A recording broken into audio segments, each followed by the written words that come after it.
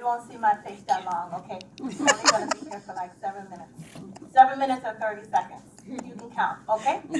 All right, can we go to Exodus, please?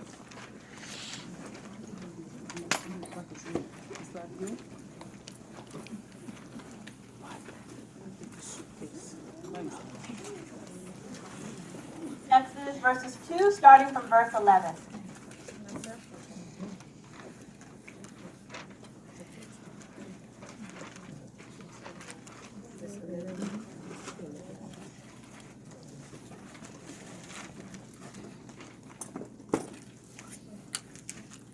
Exodus 2, verse 11.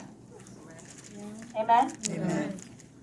It says, "One day, after Moses had grown up, he went out to where his own people were and watched them at their hard labor.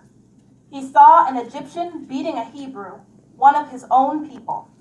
Looking this way and that, and seeing no one, he killed the Egyptian and hid him in the sand. The next day, he went out and saw two Hebrews fighting. He asked the one in the wrong, 'Why are you hitting your fellow Hebrew?' The man said, 'Who made you ruler and judge over us? Are you thinking of killing me as you killed the Egyptian?' Then Moses was afraid and thought, 'What I did must have become known.' When Pharaoh heard this, he tried to kill Moses, but Moses fled from Pharaoh and went to live in Midian, where he sat down by a well." Amen? Amen. When I was asked to do this, I had a little bit of trouble trying to exactly think what would be the best thing to say or talk about. And as I kept on thinking, I realized I just need to talk about my experience and something I've been going through in the past month. Now, if you look in this verse, what did Moses do? He made a mistake, right? Mm-hmm. He made a setback. And what did he do as soon as he made that mistake? He hid it and he ran, right? We all make mistakes, do we not? Yes. We all have had setbacks. We all have had failures. We all have had things that get back or get in our particular way. And me, I made a big mistake, a little bit of a big mistake. Me, I'm a big procrastinator. I take a lot of time to do things that I'm supposed to have done maybe 2-3 months ago. And I like taking tolls and I like speeding. And I got a whole bunch of tickets on my record. Now, my registration was coming up. And instead of taking care of it like I should have at that time, what did I do?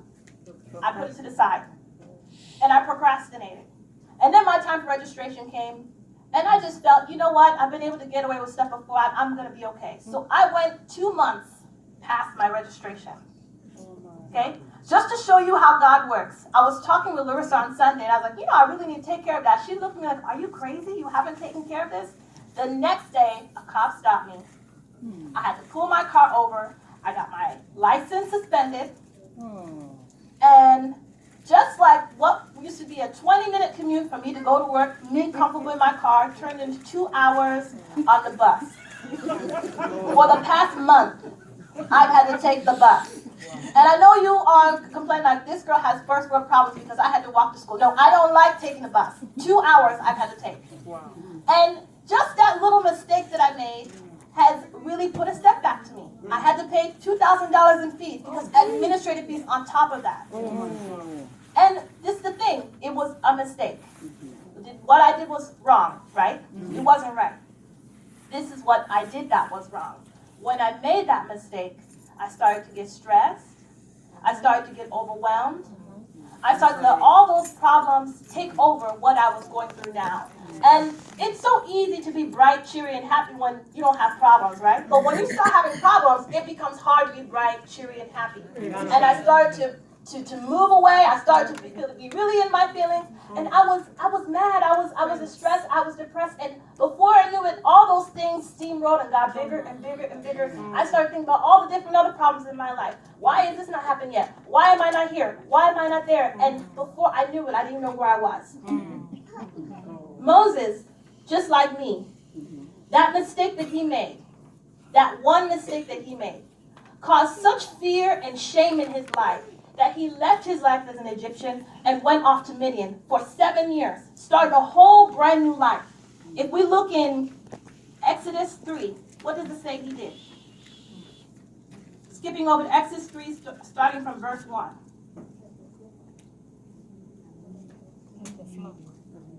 It says, now Moses was tending the flock of Jethro, his father-in-law, the priest of Midian, and he led the flock to far side of the wilderness and came to Horeb, the mountain of God.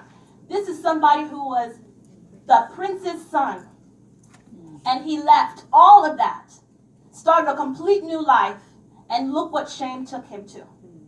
And just like us, we let our setbacks and our mistakes take us out of the destiny that God has put us for. And the worst thing that we do with that is we become complacent in it.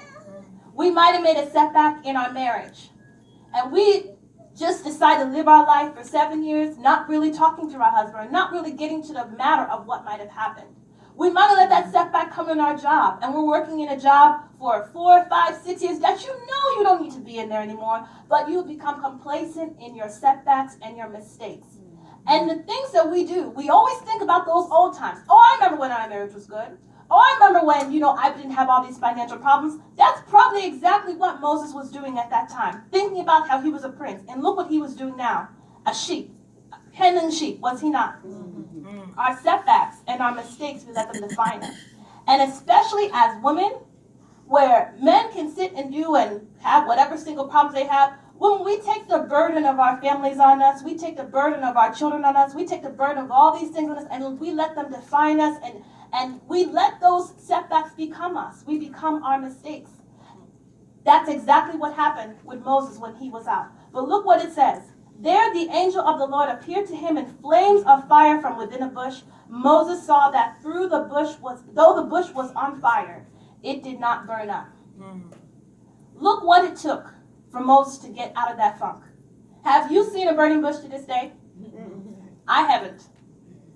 It took Moses seeing something incredibly supernatural for him to get out of this 10-year funk that he had been going over to Miriam. And this is the thing. We don't need a burning bush today because we have Christ in us, the hope of glory. Amen. That fire is within us now. Amen. We don't need to go to wait, and God has to wake us up and say, wake up, get up.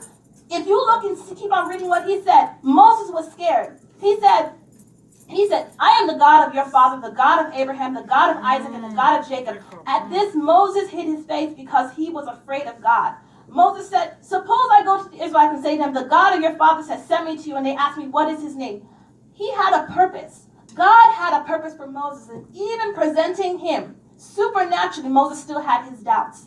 Moses still had that fear behind him, and we let those fears come behind us.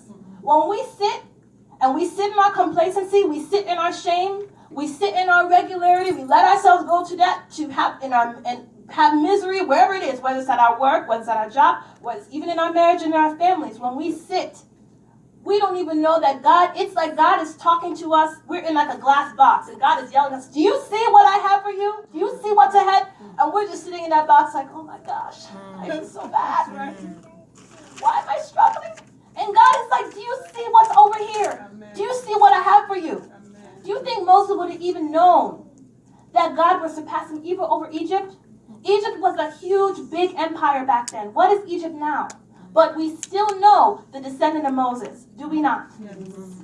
The plan that God had for Moses was so great he couldn't even overcome it. But the one thing that got in his way was his shame and his fear.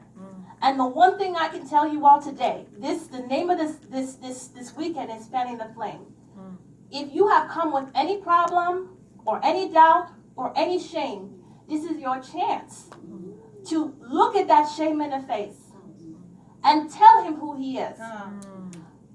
God said the same thing to Moses. When Moses was having his doubts, God said specifically, I am who I am. This is what you say to the Israelites. We forget who we are every single day. We let our setbacks and our mistakes define us. We let our setbacks and our mistakes get in the way of anything that we can get into. But if there's one thing that you can get into this weekend, it's the fact that you have that opportunity to fan this flame. And that flame is right here. Amen. You don't have to wait for a supernatural burning bush for you to be able to get to where you're bottom to. It is right here. Amen? Amen. Amen. Thank you. Amen.